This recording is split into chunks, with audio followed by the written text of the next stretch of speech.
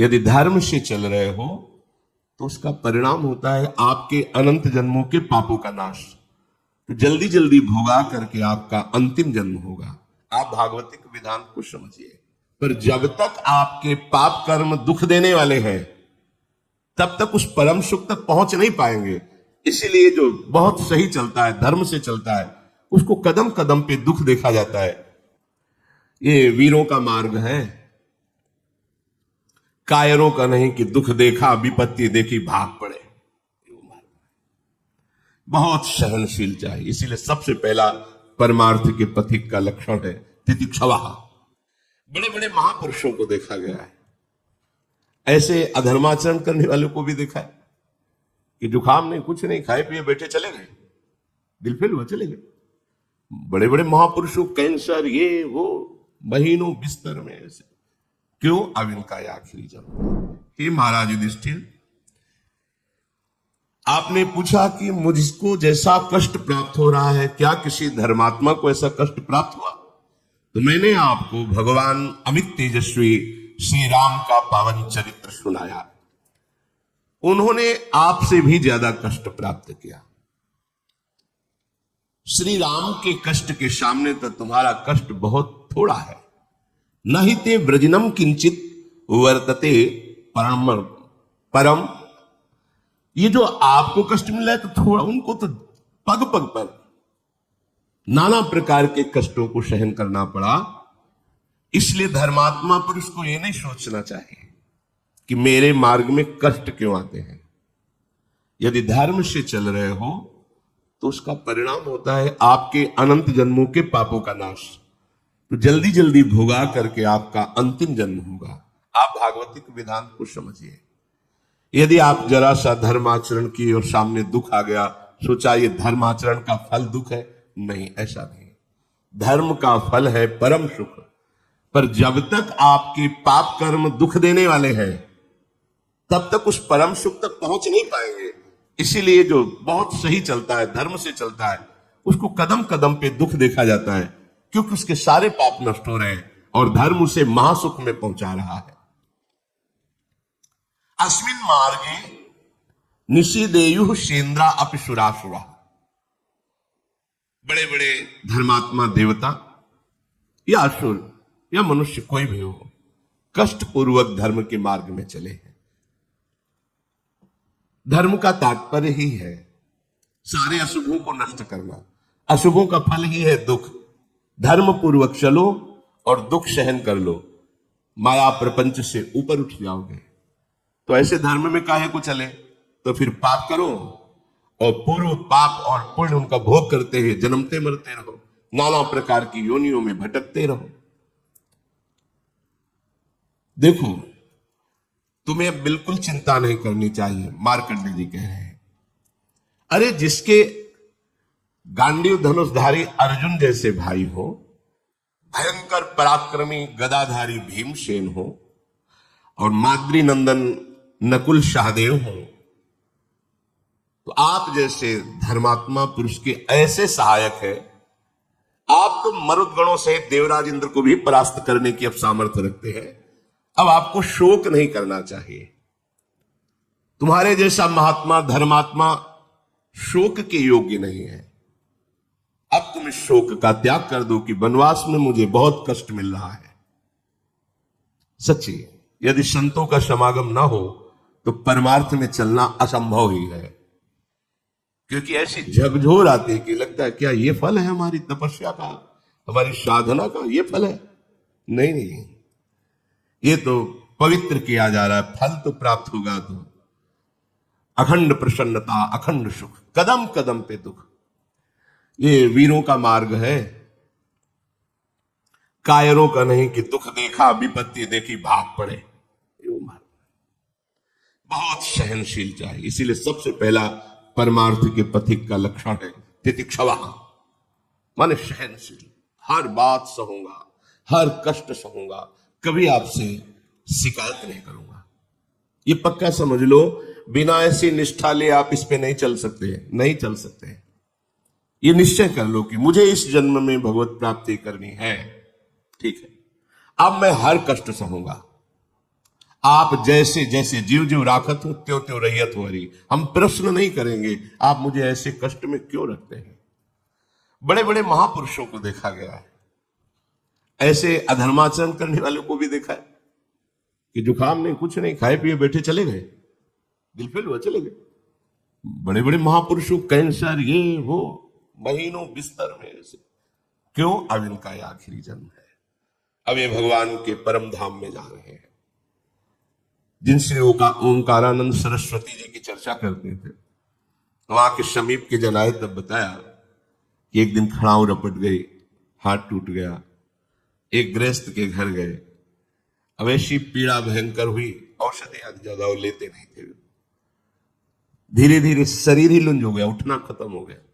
कई महीने जिस कमरे में थे शरीर से दुर्गंध आती थी, ऐसे कपड़े से पूछो तो त्वचा निकल आती थी। उनका कैसे बताए, 10 प्रकार की खुशबू की अगरबत्ती लगा के कमरे में ऐसे। बोले क्या ऐसे महापुरुषों को ऐसा भी कष्ट होता है? तो हमारे को उस कष्ट से बिल्कुल अतीत है। जो अपने स्वरूप को प्राप्त महापुरुष हैं उन्हें किसी भी तरह से ऐसे कष्टों में विचलता नहीं होती। पर है तो अंग ही ना, हाथ टूटा है तो हाथ थोड़ी उठेगा, अब कष्ट है तो जबान लड़खड़ाएगी, ऐसे निकलेगा। पर ये सब होते हुए भी वो एक ऐसे आनंद खजाने में बैठे हुए कि उनको इसका शोक नहीं है। अभी संसारिक पार्थिव शरीर धारण करने वाले देहाभिमानी जन कैसे उस स्थिति को जाने। इसलिए महाराज आप जैसे धर्मात्मा को शोक नहीं करना चाहिए। युधिष्ठिर जी ने कहा महाराज आपने मेरी बात तो बता दी कि धर्मात्मा हो, ऐसे बलिष्ठ भाई हैं, लेकिन ये देवी द्रौपदी इतने कष्ट को क्यों प्राप्त हो रहे हैं? इनकी क्या गलती थी? द्वित कीड़ा मैंने की, दांव पर इनको मैंने लगाया और इन्होंने ही मुझे छुड़ाया। जब गांधारी जी ने देखा कि अब तो जब भगवान ने चीर बढ़ा दिया, अब तो सर्वनाश कर देगी ये देवी, तब हाथ जोड़कर कहा धृतराष्ट्र से तुरंत राजी करो, द्रौपदी को नहीं, पतिव्रता है, पूरी सभा नष्ट हो जाएगी। मैं जानती हूं पतिव्रता की सामर्थ्य, क्योंकि स्वयं वो गांधारी जी पतिव्रता है। वो एक संकल्प में बड़े बैठे हुए महापुरुषों को भी भस्म कर सकती है। तब द्रौपदी जी ने ही तो मुक्त करा अपने पतियों को अस्त्रों सहित, पर पुनः फिर षड्यंत्र रच करके एक दांव में 12 वर्ष का वनवास, 1 वर्ष का अज्ञातवास। पर ऐसी देवी मेरा त्याग नहीं किया, वनवास भी मेरे साथ है, फिर भी उसका अपहरण हुआ, जयद्रथ के द्वारा बलपूर्वक अपहरण किया गया, जो ऐसी देवी का नहीं होना चाहिए। क्या कोई ऐसी देवी हुई है जिसको पातिव्रत धर्म से रहते हुए भी कष्ट का सामना करना पड़ा हो? मैं सुनना चाहता हूं। मार्कंडे जी बोले महाराज युधिष्ठिर, हां हुई है।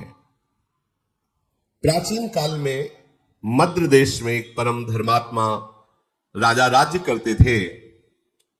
वो ब्राह्मण भक्त थे, विशाल हृदय, सत्य बोलते थे और जितेंद्री थे। दान देने में तो बहुत सी उत्साहित रहते थे। उनका नाम अश्वपति था। क्षमाशील, सत्यवादी, जितेंद्री, दानी, धर्मात्मा होने पर भी उनके कोई संतान नहीं थी। जब देखा कि बहुत अवस्था बीत गई, कोई संतान नहीं, कोई राजगद्दी संभालने वाला, तो उन्होंने संतान उत्पत्ति के लिए कठोर नियमों को धारण किया। निश्चित समय शाम के सूर्य उदय के बहुत पहले थोड़ा सा प्राण पोषण के लिए ले लेना और निरंतर ब्रह्मचर्य रह करके साधन परायण रहना, पूर्ण इंद्रियों का संयम। अश्वपति बड़े बड़े विद्वानों के साथ उनके बताए हुए अनुष्ठान, गायत्री मंत्र के द्वारा 1 लाख आहुति रोज देना, रोज 1 लाख गायत्री मंत्र पूर्ण करते हुए आहुति देना, और जितेंद्रीय रहकर अल्पाहार करके साधन परायण रहना। 18 वर्ष बीत गए साधन करते हुए। देख लो, 4 दिन साधन में लगते हो, चाहते हो कि परिणाम आया कि नहीं आया, वो व्यर्थ नहीं जाएगा, पर धैर्यवान रहो। ये परमार्थ है, तुम्हारे अनंत जन्मों के पाप जमा है, कोई एक दो जन्म के थोड़ी जमा है, उबने की जरूरत नहीं है। रोज 1,00,000 मंत्र गायत्री से आहुति देना विद्वानों के द्वारा, एक बार प्राण पोषण के लिए थोड़ा आहार ले लेना, पूर्ण जितेंद्रिय रह करके 18 वर्ष व्यतीत हो गए साधना करते ही, साक्षात मूर्तिमान गायत्री देवी सावित्री देवी प्रकट हुई। जहां स्वाहा आहुति दी उसी से प्रकट हुई। समस्त ब्राह्मण अश्वपति उठकर खड़े हो गए, क्योंकि वेद माता है, परम सामर्थ्यशाली है। महान तेज यज्ञ मंडप पर छा गया।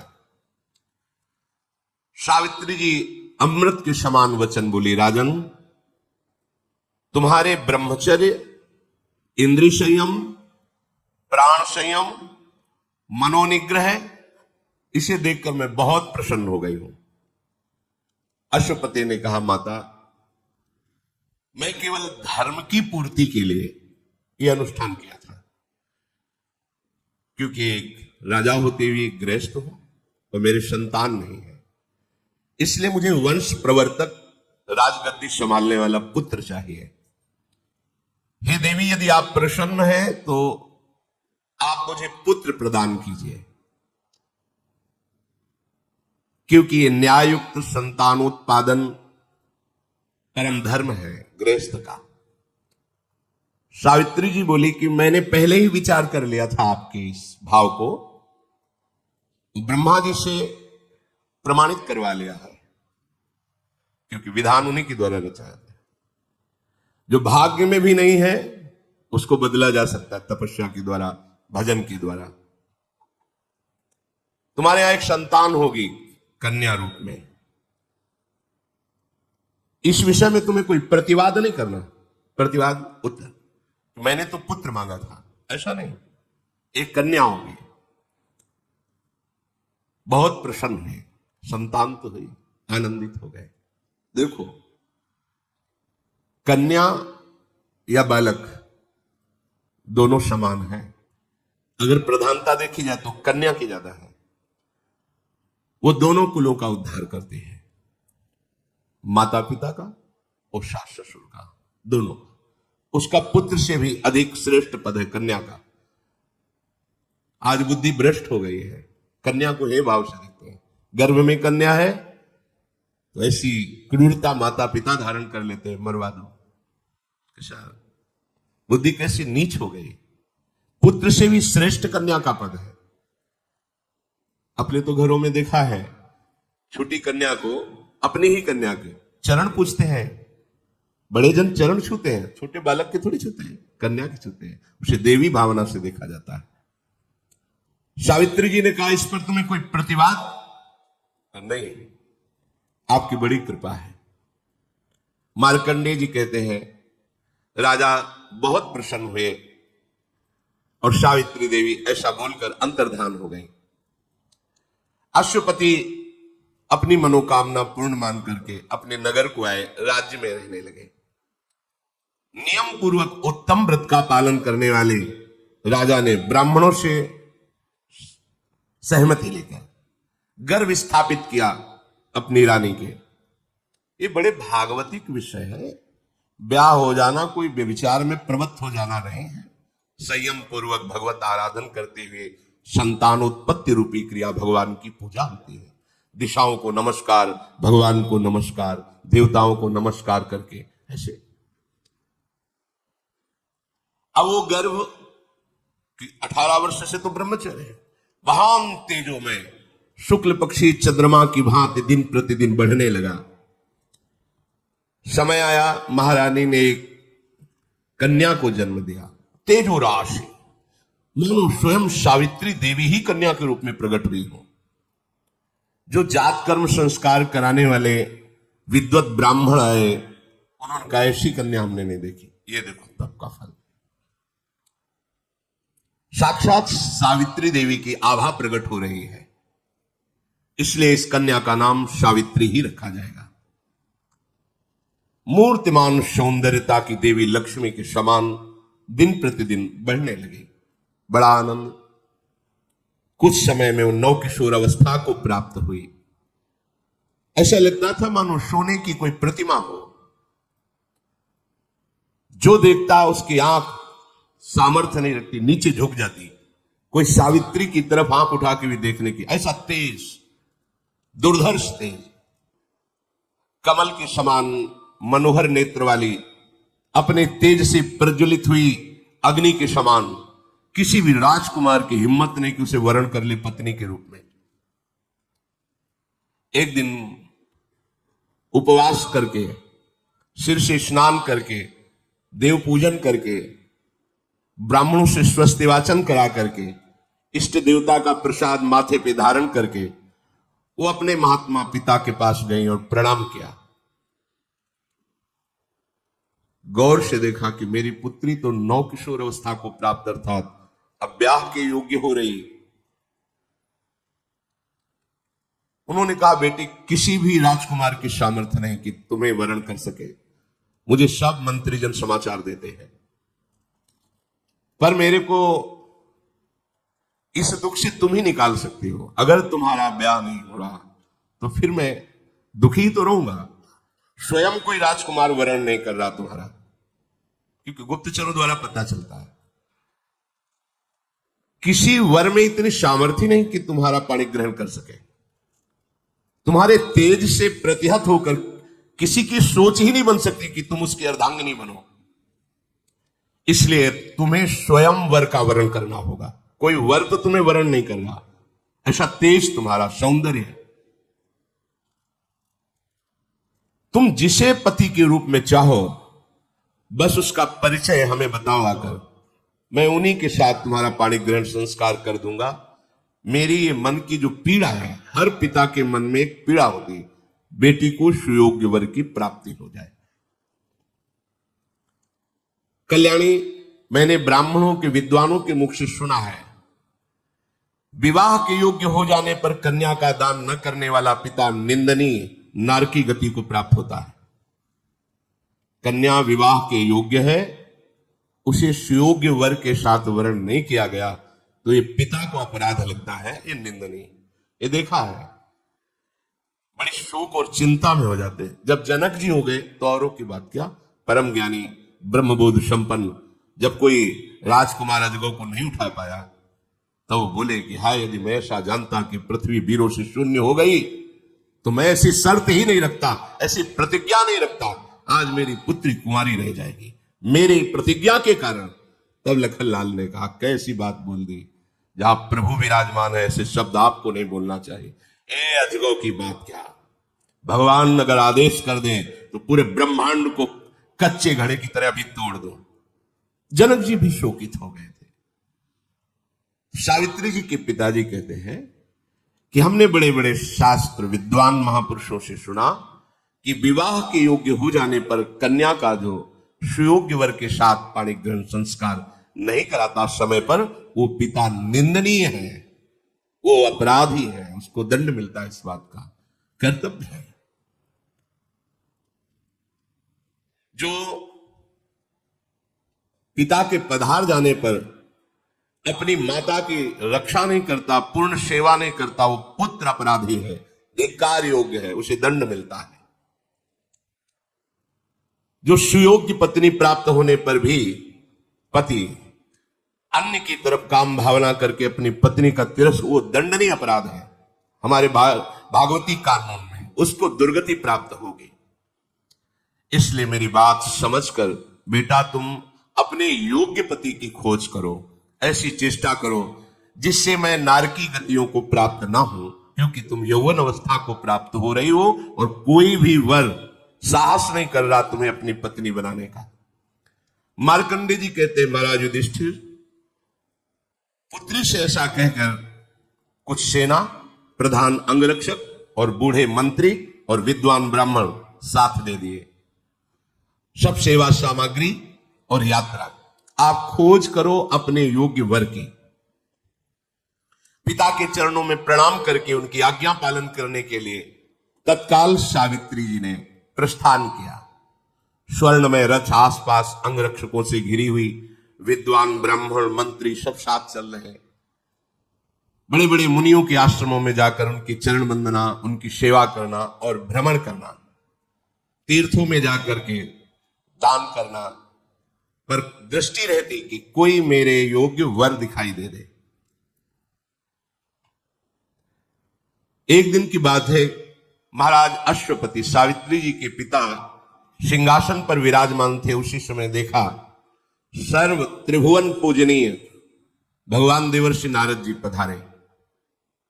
खड़े हो गए, साष्टांग प्रणाम किया, चरण धोए, अर्घपाद्य आदि देकर वंदना करके विराजमान किया। इधर सावित्री जी खोज कर रही थी। उन्होंने देखा जंगल में एक साधारण वस्त्र, एक ही केवल, नीचे कोई वस्त्र नहीं, कोई आभूषण नहीं, कांधे पे कुल्हाड़ और लकड़ी का छोटा सा गट्ठर। देखा और कहा ये मेरे पति बनने योग्य है। मंत्रियों ने कहा तुम्हारा इस समय विवेक काम कर रहा है, आप देख रहे कौन है? बोले मेरे मन ने स्वीकार कर लिया कि ये मेरे योग्य पति हैं, अब आप जानकारी आप कीजिए। तत्काल जानकारी शुरू हुई। पता चला ये पास में फूस की झोपड़ी है जिनमें इनके माता पिता रहते हैं, वो भी आंखों से अंधे हैं। यही उनका भरण पोषण करते हैं, समिधा आदि लाकर, यज्ञ आदि, फल आदि जंगल के, लकड़ी आदि बेचकर कुछ व्यवस्था ऐसी।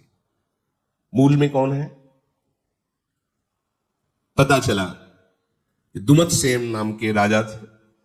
शत्रु पक्ष ने विजय प्राप्त कर ली तो अपने बालक को लेकर जंगल में समय व्यतीत कर रहे हैं, और यहां आने पर वो सब सोच सोच करके इनकी जीवती आंखों की दोनों की चली गई है, और यही अपने माता पिता का भरण पोषण, बस यही मेरे पति है।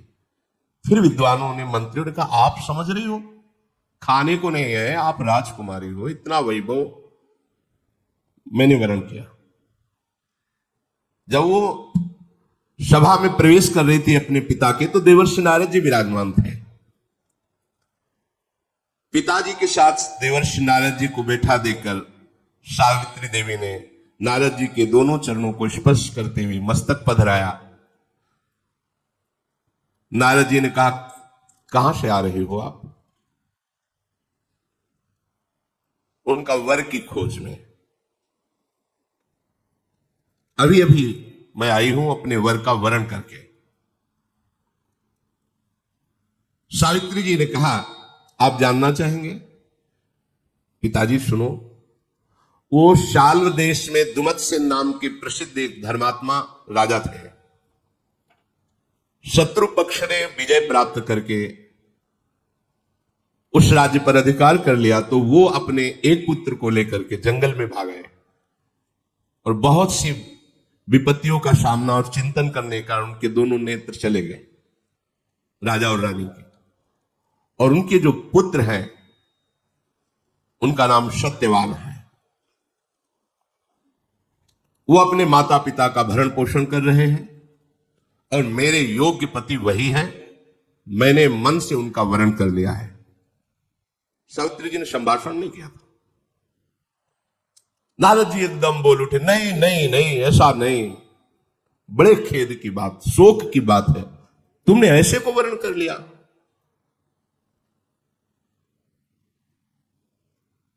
तो सत्यवान जी की बात सुनकर जब नारद जी ऐसा बोले, उनके पिता ने कहा क्यों?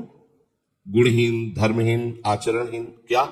उनका नहीं नहीं, राजकुमार का सत्यवान नाम इसीलिए त्रिकाल में भी कभी झूठ नहीं बोलते, ना उनके माता पिता सत्य और धर्म का आचरण कभी छोड़ते हैं, इसलिए उनका नाम सत्यवान रखा गया है। राजा ने कहा देवर्षि, फिर आप एकदम चौंक क्यों पड़े? जब ऐसे सत्यवान है तो आप ऐसा? नारद जी ने कहा वो सूर्य के समान तेजस्वी है, बृहस्पति के समान बुद्धिमान है, और इंद्र के समान वीर है, पृथ्वी के समान क्षमाशील है। तो फिर महाराज आप एकदम आश्चर्यचकित होकर नहीं नहीं क्यों बोल पड़े? सुनो, वे दान देने में वीरंत देव के समान है, उसीनर पुत्र महाराज शिवी के समान शरणागत की रक्षा करने में समर्थ है। वो बहुत ही सुंदर और प्रिय दर्शन, जैसे चंद्रमा सबको प्रिय लगता है, वो रूपवान भी है। फिर महाराज क्या आपने दोष देखा? आप तो जितनी बात बता रहे हैं ये तो सब किसी महापुरुषों में होती है। इन सब गुणों को ढक देने वाला हमने एक दोष देखा, क्या? वो बस 1 वर्ष जीवित रहेंगे। आज से 1 वर्ष जीवित रहेंगे और 1 वर्ष में उनका शरीर छूट जाएगा। पिताजी भी कांप गए, नहीं नहीं, ऐसा वर्ण नहीं वर्ण करना, 1 वर्ष। राजा बोले, बेटी तुम दूसरा वर वर्ण कर लो। सत्यवान सब गुणों से युक्त है पर 1 वर्ष जीवित, नहीं नहीं, ऐसा नहीं। भगवान देववंदित नारद जी के वचन परम सत्य होते हैं। 1 वर्ष में उनकी मृत्यु हो जाएगी, फिर तुम वैधव्य जीवन व्यतीत करोगे, नहीं ऐसा नहीं। सावित्री बोली,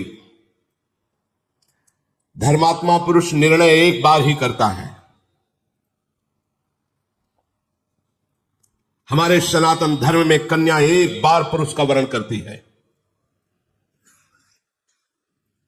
और दानी एक बार वचन देता है, दे दिया बस, दोबारा नहीं। ये 3 बातें धर्मात्मा पुरुष में होती हैं। ये 3 बातें उसी में होती है जिसमें धर्म जागृत होता है। एक बार निर्णय कर दिया, कर दिया। एक बार पति का वरण हो गया, हो गया। ये आज की मंद बुद्धि, मलिन बुद्धि इस बात को एक बार कह दिया, दिया तो दिया, फिर उसमें लौट कर नहीं सोचा कि मेरे प्राण जाएंगे या मैं भूखा रहूंगा। धर्मात्मा पुरुष में 3 लक्षण। एक बार निर्णय कर दिया, एक बार कन्या ने वर का वरण कर लिया, एक बार दान देने के समय बोल दिया ये तुम्हें दिया, फिर कुछ भी हो जाए पीछे नहीं हटना। अब अल्पायु हो या शतायु हो, गुणवान हो या गुणहीन हो, मैंने एक बार सत्यवान को पति रूप से देख लिया। सत्यवान को भी पता नहीं, बस सत्यवान ही मेरे पति रहेंगे, चाहे 1 वर्ष हो या 1 दिन हो। यह है धर्म। मैं जो मन से निश्चय करती हूं वही वाणी से बोलती हूं और उसी को क्रिया रूप में परिणित करती हूं, और यही सत्य धर्म में चलने वाले की पहचान है। वाणी, मन और क्रिया एक ही होनी चाहिए। मन में कुछ और, बोल कुछ और रहा है, क्रिया कुछ और।